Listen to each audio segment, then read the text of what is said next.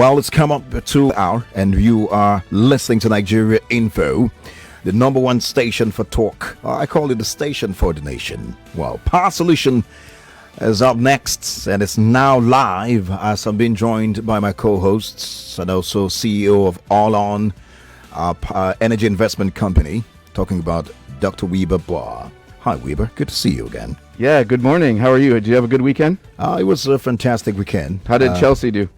Well, Chelsea did well. I mean, we had a draw, but it was good. But what even got my attention was the fact that as a UFC, an MMA fan, the Nigerian Nightmare, Usman did us proud again, yeah, of course. Amazing. I stayed up till 5 a.m. to see the fight, and I guess that's why my eyes are still very heavy. Wow. But it was worth it. Okay. Indeed, yeah. That's pretty much what my weekend was like. How about you? Yeah, it was very good. So it's interesting that Manoj is here. Our guest today is from India. This was Diwali weekend, which is like the biggest Indian celebration. That's right. And so I think every Indian friend we had invited us. So we had like 6 Diwali celebrations, more than we do at Christmas even. So it was actually quite amazing. Lovely. I mean, I heard the fireworks earlier, and then I asked, what's going on? What's going on? They say, yeah, don't you know it's Diwali? That's okay, yeah, that's right. Yeah. And I was reminded that I was surrounded by a lot of Indian friends and family. So I think I had a tip of that also. But we're here again on the Power Solutions to talk about yet another interesting conversation, which we theme scaling the rural clean energy economy. And like Wiebe mentioned, we have another guest. So yeah, today we have the rock star of the global MiniGrid sector in the studio with us. So Manoj Sinha is the CEO of Husk Power, and he is in Nigeria for the first time. He's been on the show before virtually. This is his first time in Nigeria. He's now with us in the studio. And he actually now has a new name and title. After they launched their first mini-grid in Nasarawa, he is now the Sarkin Wakilin Turawa Doma. Sarkin Wakilin Turawa. So that means he's Doma. the Wakili of the Oyibo people in Doma in Nasarawa State. Wow, congratulations. So congratulations. So we have royalty with us today. Absolutely. I mean, that's beautiful to know, and I love it. I love it indeed. Let's hit the ground running with the first question. Of course, Wiebe said a bit about you, but tell us a bit more. You are also, we know that you are the CEO of Husk Power Systems, right, and founder of that. So tell us about Husk Power Systems. You founded it in 2008, and we know that you provided electricity to people in rural India and East Africa. Now, what drives the vision of the company? Just give us a bit of background of that. And then what drives the vision of the company? Thank you for having me on your show. So I founded Husk Power Systems, like you said, in 2008 with the goal to provide rural electricity to rural people around the world. Although I founded it my home state in Bihar, India, but we were not limited to just serving that group of people. Yeah. And our mantra is not to just provide electrons, which is needed to turn on your lights, but to provide electrons so that you can use it for productive uses of power and increase wealth, which is very related to Diwali. It is actually a festival of lights that dispels darkness and bring prosperity to people's home. Wow. I like it. So this is incredibly timely that the world's leading giver of light through mini-grids is with us on Diwali weekend. Okay, so, but there's something very unique about your approach to power, and a technology that you have that basically uses biomass, and that's actually how you started, which is why it's called Husk. So tell us about that technology and why it's so important in the renewable energy space. So when we started in 2008, my background actually is in semiconductors. So actually I understood solar PV really, really well. But it was not appropriate for rural people that we were trying to serve. And therefore, we tried to figure out what is it that we can do to provide power reliably to people in the rural areas, back then in Bihar. And that's when we discovered a biomass gasification process that could use biomass feedstock from milling the rice, which is a waste product called rice husk, that is then gasified. It's a pyrolysis process under less oxygen, generates a gas similar to methane, gets cooled down, filtered, generates electricity. So it was a necessity to innovate this because it was required at the time for the people in the village. And we were not very creative in terms of name. Rice husk produce electricity, so we named it Husk Power Systems. Wow. Interesting to know. Now, how would you describe, you've talked about, I mean, how it started and how we also mentioned that you did some work in East Africa. How would you describe your work in East Africa as regard renewable energy? And would you like to just outline a few milestones of your work over there? So yes, we entered Tanzania market in East Africa about 6 or 7 years ago now. And we started actually with biomass gasification there as well.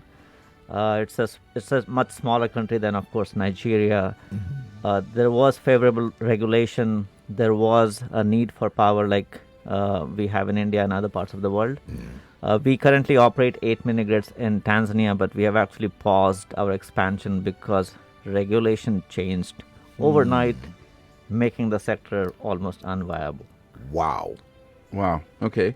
So actually, then let's follow up on that regulation. Maybe you can tell us what the change was, but then also I know you've said it even on our last show. You talked about how the Nigerian regulation for mini-grids is actually is ideal. So maybe tell us about what happened in Tanzania and then what you're excited about in terms of the regulation here. So Tanzania did have a mini-grid regulation well defined. However, because of whatever reasons that I'm not attuned to, led to cancellation of a lot of provisions that was necessary for the mini-grid to survive and thrive. So commercial viability of the mini-grid was put at risk by the regulatory changes that happened in Tanzania. Wow. Nigeria, on the other hand, has taken a more commercial approach to bringing electricity to people that makes sense for the people. And that makes sense for attracting the investment so that whoever brings the investment gets their due return. It's a very well thought out process from customers, which is the end consumers in the rural areas, developers like us who bring capital to deploy it. And when we deploy it, we are married to that area for at least 20 years. We are not a fly-by-night operator. So the regulation has to take care of not just now, not just tomorrow, but for the next 2 to 3 decades at least. And that's what is really exciting about Nigerian regulation that really works to enable the commercial viability of this sector. All right, interesting to know. We are aware that Husk Power also recently launched about 6 mini-grids in Nasarawa State, Nigeria. And that's I'm excited about that. And it is the first time a company has launched multiple mini-grids at the same time in this country. We need to know that. So tell us more about this project. Thank you for asking. So we are very proud of launching our first half a dozen mini-grids in the state of Nasarawa, including Rukubi. That was our first site. We typically do things in batches. We have a knowledge base and experience of doing it in India for 13 years. We don't want to repeat, one mini-grid at a time. The need is tremendous. Right, there are 80 million people in Nigeria waiting to get 24/7 power. And I'm angry that I cannot do faster than 6 mini-grids in one lot. I should be doing 60, not just 6. Wow. See, and that's what I like. It's that kind of urgency, that kind of, it's what keeps us up at night is like, okay, we need to do this faster. The gap is so big. So this is exactly what we need in the industry. And I love to hear that because we can't just be celebrating one mini-grid at a time. It needs to start being 10, 20, 100, 200. So that's what we need. So, but how will this project that you've just done, because now you've sort of, I think with the 6, you're now 3rd largest mini-grid company in Nigeria, maybe top 5, certainly. Do you think this has opened a new level of scale for the industry? And will it kind of propel others to also move faster? Absolutely. Look, in the mini-grid sector, or for that matter, any other sector, the regulation is good as per our now understanding on the ground. There is a market available. Now it is up to us, people, right? What is a company? Company is a bunch of people doing things together. That's what we really take a lot of pride in. The Nigeria team is 100% Nigerians. I would not have known how to navigate Doma without the capable team that we have in Nigeria. That's right. I don't have a single foreigner sitting in Nigeria team. That's what gives us an edge. That's what makes us move faster. And I believe all the developers can do similar arrangement to make the whole sector scale to thousands of mini-grids in the next 5 years. We know that this mini grid launched would connect about 2 local governments and 6 communities in Nasarawa State. How many households would you or would be directly impacted, and how affordable is this power? So across the 6 sites that we have, we should be connecting more than 3,000 total customer base in the coming months. Oh, okay. It doesn't happen overnight. It does take 3 to 6 months to get there. Okay. And some of the impacts we have already seen. Earlier I was speaking with Wiebe that a commercial customer who joined us only a month ago, he's already saving, as he switched away from diesel to our power, approximately 40,000 naira per month. And we have another intervention that we are going to bring it for him. And the goal is to take that additional net income for this customer to 100,000 naira per month. That's the kind of impact that we are really proud of. Economic development and prosperity of the society that we serve. Right. So it's not just about consumption. It's about using the power for productive use and increasing incomes, right? That is an edge that we provide to the society. So we focus largely on small and commercial enterprises. So for example, in India, currently we are serving roughly 6,500 MSMEs and increasing their net incomes. Right. Okay. So now, how long will Husks be managing these mini grids in Nasarawa State? I mean, I think you mentioned this is a 2-3 decade engagement, but is that what you're looking for here, or will this eventually be, handed off to someone else to run, or this is Husks' focus now? So our position is once we get in, we are married. So hopefully this marriage remains forever. All right. 2, so 3, so does 4 your days. wife know that you have 6 wives in Nasarawa now? Not yet. Not yet. Okay. All right.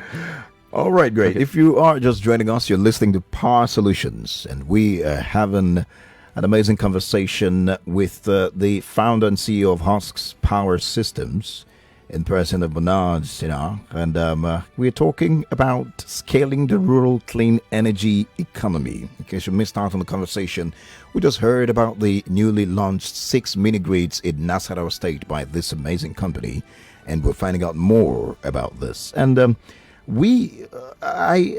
Husk's growth target for Nigeria is about 100 mini grids, right? And within the next 24 months, and that's by 500 and then 500 by 2026.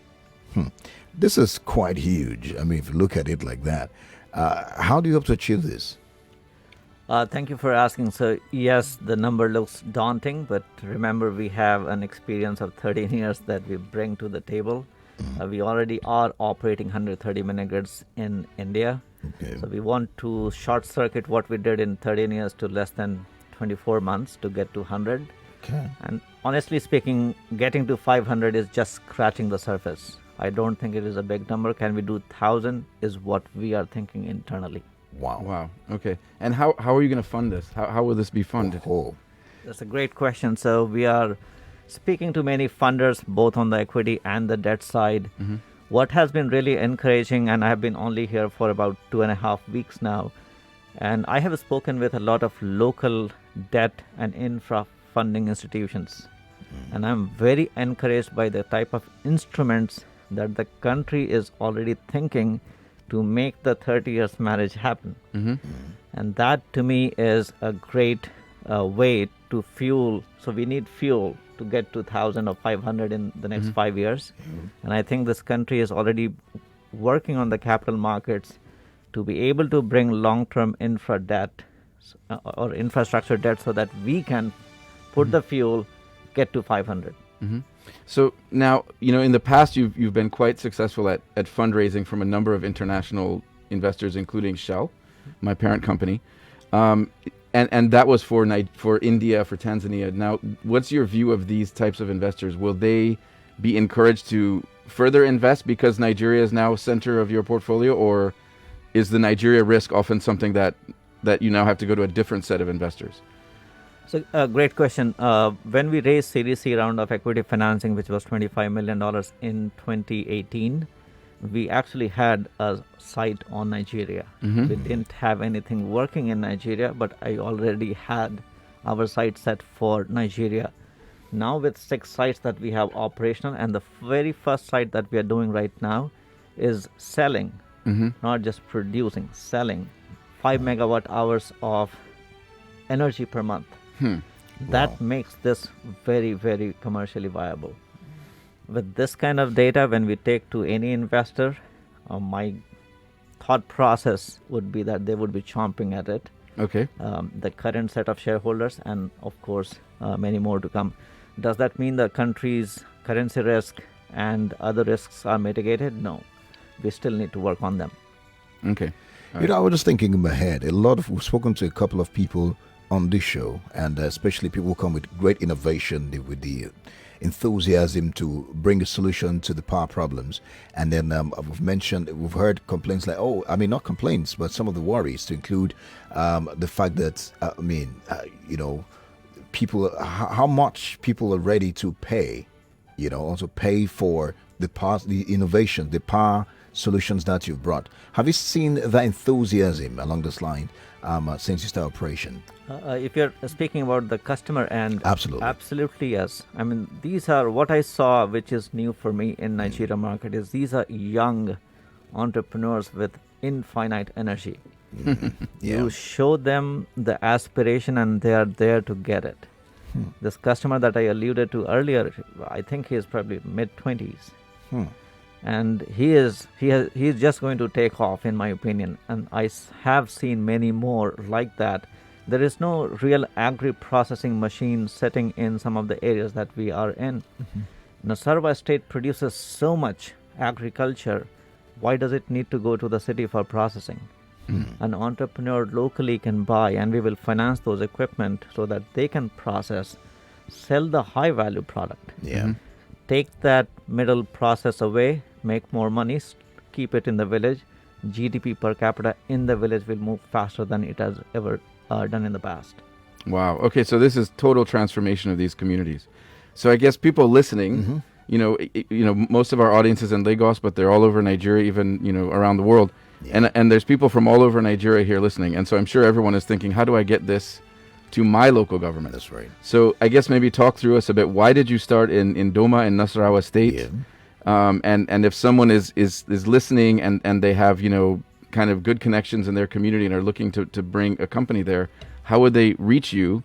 And what is your sort of approach to selecting where you're ready to go?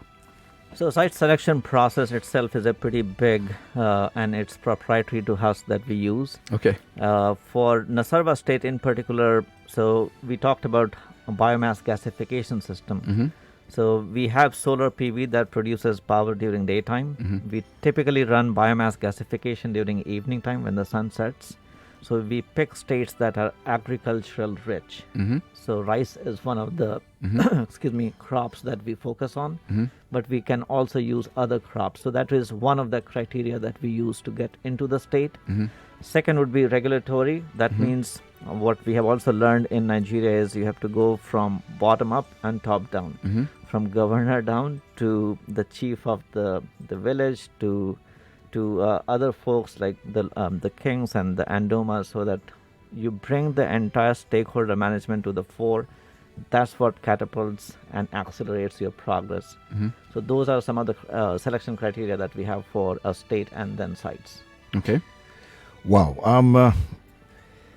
How would you describe the support from the state government for this project and the community leaders where these MiniGrids are located? We have been very fortunate and blessed, I think, in this state of Nasarawa. We have got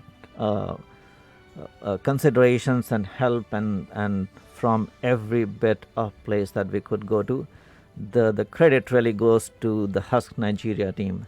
They did not leave a stone unturned when it came to engaging stakeholders, from a person in the village to the chief of the village to the Osakpas to the Andomas. Everybody was involved to get these projects rolling. And we got tremendous support. There was a skepticism that what if these guys are fly-by-night operator, promises X, doesn't do even 0.1X and runs away. Now that we have delivered, there is even more support in the communities that we are in. Okay. Beautiful to know. So you have a big operation in India, obviously, that needs your time. You're in Tanzania. You're now in Nigeria. I mean, in terms of like your board and so on, how did you get your board excited about Nigeria, and how will you be able to maintain that, considering that you're also very ambitious in India as well? Yes, so we have been definitely, as any good board would do. If you are successful in India, and India is a country of 1.2 billion people, you can be very successful doing it locally. But our goal was not just to solve the problem and make a whole lot of money, and both are still the goals. But we wanted to make it available globally, because the problem of climate, for example, doesn't reside in our country. It is an earth problem. If somebody keeps generating electricity using diesel, it is not just affecting Nigeria, it is actually affecting India and others as well. So beyond commercial, it was my personal ambition on day one in 2008 when I launched this company to positively impact more than 2 billion people around the world with 100% renewable energy. Wow. So 2 billion. Let me pivot actually to that's a perfect sort of pivot, something we can pivot. So you talked about climate, 2 billion people. Right now, obviously, there's COP26, sort of the major climate discussions every year. But you actually chose, I know you were invited there, but you chose to be in Nasarawa State last week to do your launch, while everyone else is there, as we say in Nigeria, dogun turanchi, having big grammar. Yeah. But you guys are here getting stuff done. So why did you choose to be here rather than in Scotland? Thank you for asking. Yes, we are supporting some of the big stake that we are putting on the ground. My priority as an individual and as my personal, what drives me, what I'm passionate about is actually doing things. I don't just want to make a statement that we are going to do 500. I wanted to be here to make sure that we will do 500. And without being here, without connecting to my customers, I can make all those statements, but it may not happen. So I'm more of a doer. I do it, I prove it, and then I go and hit the targets. We are going to make a big announcement at COP26 SDG 7 Pavilion as well on a Wednesday. Tune in. We are taking a much bigger and bolder goal, and I welcome you all to listen to that. Oh, wow. Okay. All right. Husks is online. How can they be found online for those who want to get more information about? Yes, we do have a website, www.huskpowersystems.com, where we do post information. Lovely. I'm just thinking, looking at the number of MiniGrids you have, 130 in Tanzania, in India, and you're still in Nigeria. Why this love? I can see a lot of interests. Could you just tell us a bit about why this interest, specifically Nigeria? I mean, India is big enough to give you the biggest market you could ever have, and Tanzania is already a touch of Africa. Why Nigeria? Nigeria is quite big of a market just by population, as you would know better than I do. Roughly 200 million people, 80 plus million people do not have access to reliable power, or no power at all. In fact, if you include people with unreliable power, the number might be 150 million. Even in Abuja, I didn't have power 24/7. So how do you fill that gap here right now with diesel generators? It is that problem that I want to solve at scale in Nigeria that is really, really exciting for me. Interesting to know, and we can only wish you luck and our support. And we're glad that you were able to come here again live after having that virtual conversation with you to talk with us on Power Solutions, brought to you by Nigeria Info in partnership with All On.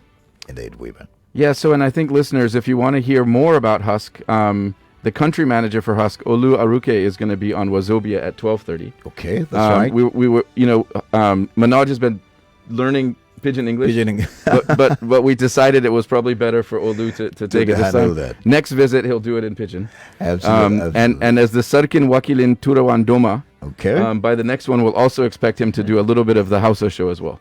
That's it. Beautiful. And guys, tune into Wazobia to listen to more information about Husk's Power from the Nigeria country manager. Yeah, absolutely. Yeah. That's it for the show today. Thank you very much. And thank you so much, Manoj. This has been great to have you here. Thank you for finally coming to Nigeria, and we're with you to partner to make this amazing, amazing impact happen. Thank you. Well, this episode, as always, was brought to you by Nigeria Info in partnership with All On Energy Investment Company, and I have done this with the CEO of All On, Wiebe Boer. Always a pleasure to have in the studio. Thanks, Collins. Well, my name is Collins. Teke. Bye for now.